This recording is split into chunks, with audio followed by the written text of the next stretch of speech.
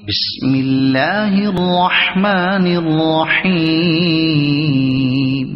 شعبان اور رمضان تینوں مہینوں کے روزے لگاتار رکھنا کیسا ہے؟ لوگ کہتے ہیں چھوڑ کے رکھنے چاہیے۔ دیکھیں، چونکہ رجب اور شعبان کے روزے نفلی روزے ہیں، ہمارے نبی کریم صلی اللہ علیہ وسلم کی نوافل اور مستحبات کے بارے میں تعلیم یہ ہے کہ جو عمل اختیار کرو اسے دائمی طور پہ اختیار کرو، چاہے وہ تھوڑا ہی کیوں نہ ہو۔ اور ایک روایت میں فرمایا کہ اللہ تعالیٰ کی بارگاہ میں وہ عمل زیادہ محبوب ہے جسے استقامت سے کیا جائے، چاہے وہ مقدار کے اعتبار سے کم۔ تو لہٰذا اگر کوئی یہ کرنا چاہتا ہے کہ رجب شعبان کے پورے روزے رکھے تو رکھ سکتا ہے، منع نہیں، لیکن پھر ہر شعبان اور رجب میں رکھے، رجب اور شعبان، تاکہ وہ استقامت والا معاملہ ہو۔ اور دوسرا یہ کہ معذرت کے ساتھ ہم عبادت اختیار کرتے ہیں لیکن اس کے تمام تقاضے سیکھنے کے لیے ہم تیار نہیں۔ ایک فضیلت سنی کہ شعبان کے روزہ رکھو گے یہ ثواب ملے گا، رجب پہ رکھو گے یہ ثواب، یا جیسے لگاتار رکھ لیے۔ اب اس کے تقاضا کیا ہے؟ عمومی طور پہ ہم تقاضے پورے نہیں کر پاتے، روزے رکھ کے گھر والوں پہ احسان کر رہے ہوتے ہیں نا۔ ابا جان کا روزہ ہے، شور نہ مچاؤ، بچوں نے شور دو تمہاری عید ہو، تو بتاتا ہوں بیوی کو ڈانٹ رہے ہیں، ڈپٹ رہے ہیں، اس سے بہت بڑا احسان کر رہے ہیں۔ افطار میں یہ چیز بھی ہونی چاہیے، یہ بھی ہونی چاہیے، ایک چیز کم ہو گئی تو بیوی کو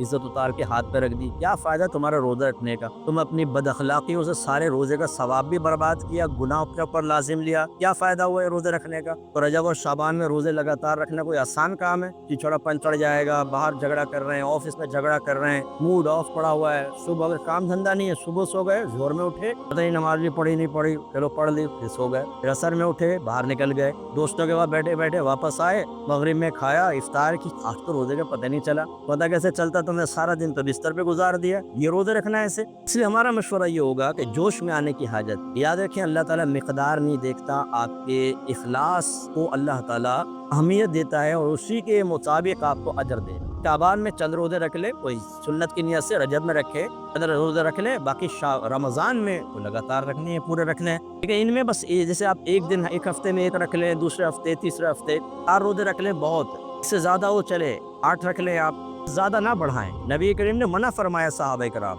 صحابی تھے تو سرکار نے ان کو بلایا، فرمایا میں نے سنا ہے تم دن میں روزے رکھتے ہو، رات کو اٹھ کے نماز پڑھتے ہو، قرآن پڑھتے ہو ڈیلی، پورا قرآن؟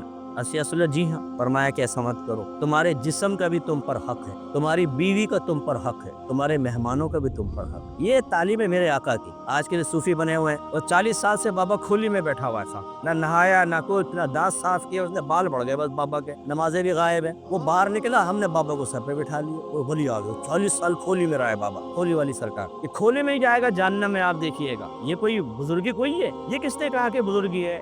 جو ہمارے نبی کی سیرت اپنائے گا، سیرت میں بزرگی ہے۔ سیرت کے خلاف جانے میں کون سی بزرگی ہے؟ وہ تو ہندو بھی کرتے ہیں، آپ دیکھیں ان کے ہندوؤں کو آپ وہ کچرے میں دبا لیتے ہیں اپنے آپ کو، پتہ نہیں کیسے کیسے وہاں پہ 2 سال گزار دیتے کچرے کے اندر۔ وہ دم حبس اس کو کہتے ہیں، سانس کو روکنا، یہ پتہ نہیں کیسے ان کو حاصل ہوتا ہے۔ بہرحال شبد بازی ہوتی ہے اور یہ باہر نکلتے ہیں۔ پھر ابھی وہ میں دیکھ رہا تھا ایک کلپ آئی تھی، وہ انڈیا کا ایک بابا تھا، اس نے ہاتھ اٹھایا، 40 سال سے ہاتھ اوپر، اس کو کہتے ہیں تپسیا کی ہے بابا نے۔ وہ تو ہاتھ اٹھا کے کیا تو نہیں ہے، واش روم کیسے، استنجا کیسے کیا کرتا ہوگا پتہ نہیں ہے، ایک ہاتھ تو ہی اٹھا لیا تو نے اوپر، وہ گندے بابا کو بزرگ مان لیا سب لوگوں نے۔ تو یہ بزرگی اس میں نہیں ہوتی ہے، یہ چیزیں نہ دیکھیں، بالکل نارمل چلیے۔ میرے آقا صلی اللہ علیہ وسلم رجب میں بھی روزہ رکھتے تھے لیکن لگاتار میں، شعبان میں کثرت سے رکھتے تھے لیکن پورا مہینہ میں رکھتے تھے، لیکن پورا مہینہ نہیں، لیکن زیادہ رکھتے تھے، اور رمضان، اور وہ تعلیم امت کے لیے تھا۔ تو بہت روزے رکھ لیں، جو بچے بالکل نہیں رکھتے ہیں، جو گٹکے کھاتے ہیں اور سگریٹیں پیتے ہیں، انہیں کوشش کرنی چاہیے رجب اور شعبان میں تیاری رکھیں تاکہ رمضان میں روزے کی حالت میں اپنے آپ کو ان چیزوں سے روکنے کی پریکٹس ہو جائے تو اچھا ہے،